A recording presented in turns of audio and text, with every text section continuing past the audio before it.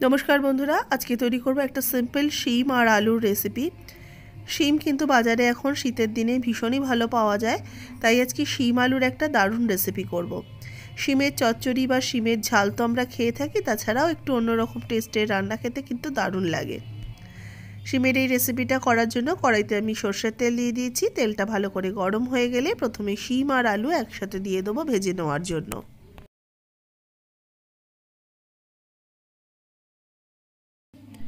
শিম আর আলুকে একটু নাড়াচাড়া করে এগুলোকে বেশ একটু লাল লাল করে ভেজে নেব। আর শিমগুলোকে আমি গোটা গোটাই রেখেছি, গোটা শিমেই রেসিপিটা করব। আর আলুগুলোকে লম্বা করে কেটে মধ্যিখানে একটা টুকরো করে কেটে নিয়েছি। এবার শিম আর আলুর মধ্যে সামান্য একটু লবণ দিয়ে দিলাম। লবণ দিয়ে শিম আর আলুটাকে আবারও মিক্সড করে নিয়ে এটাকে বেশ যতক্ষণ না লাল লাল হচ্ছে ততক্ষণ একটু ভেজে নেব।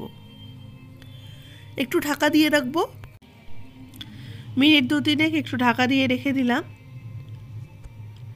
ঢাকাটা খুলে নিচ্ছি। দেখুন শিম আর আলু মোটামুটি বেশ একটু লাল হয়ে ভাজা হতে শুরু করেছে। একটু হালকা করে নাড়াচাড়া করে নিয়ে এবার এই শিম আর আলুকে তুলে রেখে দেব। এবার এই শিম আলুটাকে তেলটা ঝরিয়ে উঠিয়ে রাখছি। এবার বাদবাকি যে তেলটা রয়েছে এই তেলের মধ্যেই ফোড়ন দিয়ে দেবো। 1/2 টিস্পুন জিরে দিয়ে দিলাম। জিরেটাকে একটুখানি ফোড়নটা ওঠা অবধি অপেক্ষা করব। জিরে ভাজা হয়ে গেলে এর মধ্যে দিয়ে দেবো কোচানো পেঁয়াজ। সরু সরু করে কুচিয়ে রেখেছি পেঁয়াজগুলোকে দিয়ে পেঁয়াজটাকে এবার হালকা করে ভেজে নেব।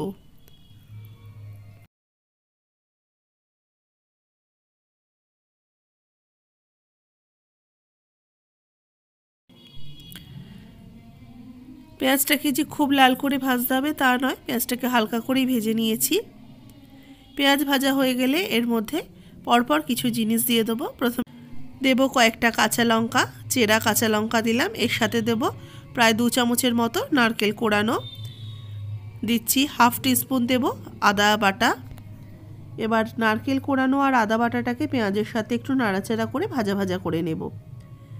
নারকেলের যে কচকচ ব্যাপারটা সেটা কেটে যাওয়া পর্যন্ত নারকেলটাকে একটু লাল লাল করে পেঁয়াজের সাথে ভেজে নিচ্ছি, যাতে নারকেলটা মুখে পড়লে কচকচ না করে, নারকেলের ফ্লেভারটাও সুন্দরভাবে বেরিয়ে আসে। দেখুন পেঁয়াজ আর নারকেল একসাথে ভালো করে একটু ভেজে নিয়েছি।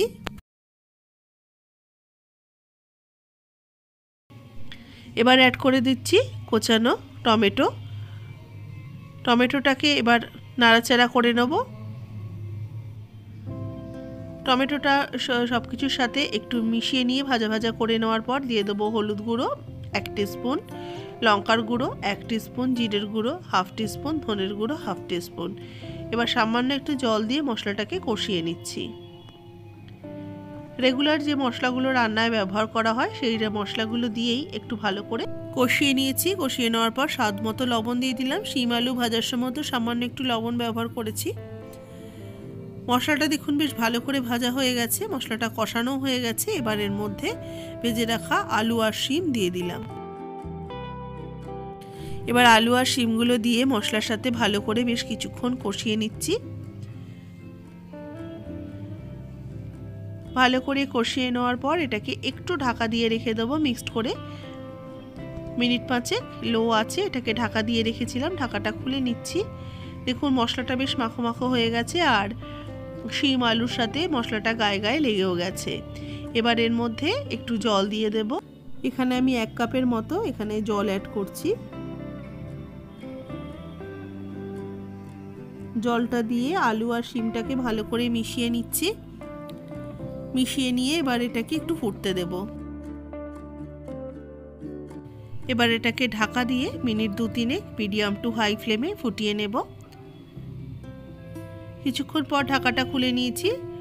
এটাকে এবার আর ঢাকা দেব না, কারণ আলু শিম আমার কিন্তু ভালো করেই সেদ্ধ হয়ে গেছে। এবার একটুখানি হাই হিটে ঝোলটাকে একটু মাখো মাখো করে নেব। এর সাথে দিয়ে দিলাম সামান্য একটু চিনি।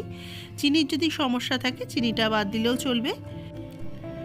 এবার দেখুন একটু তেল ছাড়া পর্যন্ত আমি এটাকে অপেক্ষা করব। উপর থেকে বেশ তেলটাও ছেড়ে এসছে আর রান্নাটাও বেশ গামাখা হয়ে গেছে। নামানোর আগে সামান্য একটু গরম মশলা গুঁড়ো দিয়ে দিলাম, গুঁড়ো গরম মশলাটা দিয়েও একটু হালকা হাতে শিমের সাথে নাড়াচাড়া করে এটাকে নামিয়ে সার্ভ করে নেব। তৈরি হয়ে গেছে আমার শিম আলুর কালিয়া। রেসিপিটা কেমন লাগলো অবশ্যই জানাবেন। ভালো লাগলে লাইক, শেয়ার, কমেন্টস করবেন। যারা নতুন দেখছেন আমার চ্যানেলকে সাবস্ক্রাইব করে পাশে থাকা বেল আইকন প্রেস করে দেবেন। যারা ফেসবুক পেজ থেকে দেখছেন পেজটাকে অবশ্যই ফলো করবেন।